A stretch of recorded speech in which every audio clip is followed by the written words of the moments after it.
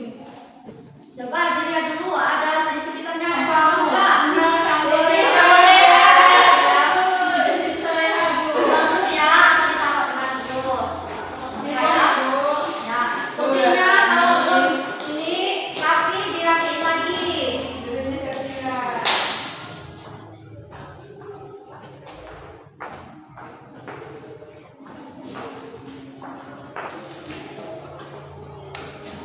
Bisa kita mulai? Bisa. Assalamualaikum warahmatullahi wabarakatuh. Waalaikumsalam warahmatullahi wabarakatuh. Gimana kabarnya hari ini anak-anak? Alhamdulillah, luar biasa. Allahu Akbar. Sudah makan semua? Sudah. Sudah semua ya. Masih ada yang keluar atau udah masuk semua? Sudah masuk. Nah, hari ini tanggal berapa hari ini? Siapa yang nomor absennya nomor 10? Salsa. Ya. Tolong Salsa pimpin doanya ya. Ya, Bu. Baiklah teman-teman, sebelum kita memulai pembelajaran hari ini, ada baiknya kita berdoa terlebih dahulu. Berdoa mulai.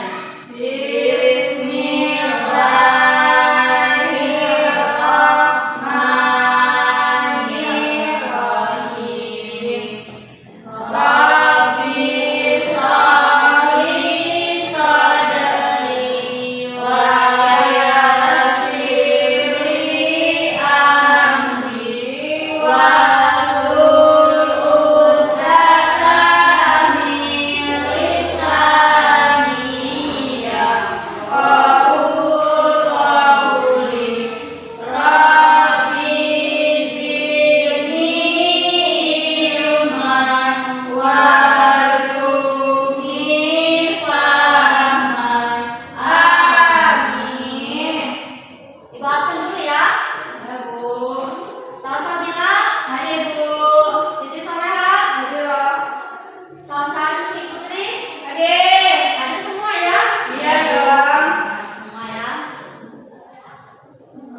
Nah, sedikit Ibu mau mengulas kembali tentang pelajaran minggu kemarin. Masih ada yang enggak pelajaran kita kemarin? Ayo, siapa yang masih ingat materi minggu lalu? Oke,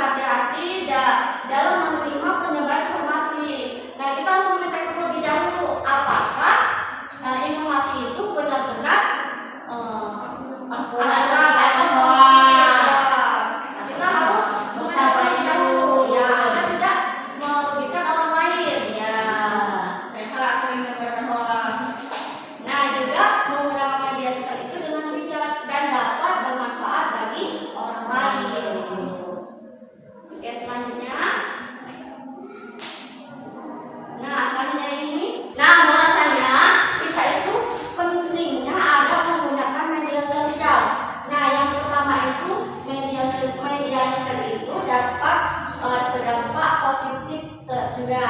Nah, positifnya apa? Memudahkan berkomunikasi kepada orang lain karena tidak langsung. Oke. Nah, dan juga bisa kenapa? Nah, itu tidak boleh ya. Nah, jangan gitu ya. Nah, terus bisa juga silaturahmi kepada keluarga kita menggunakan apa? HP.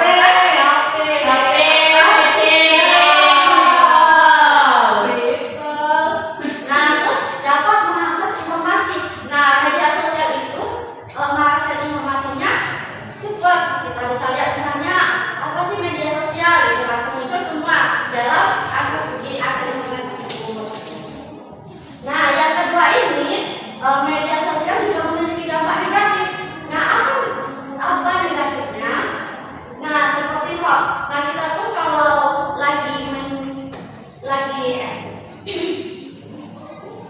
Nah, poin yang kedua ini, media sosial itu juga memiliki dampak negatif. Kenapa?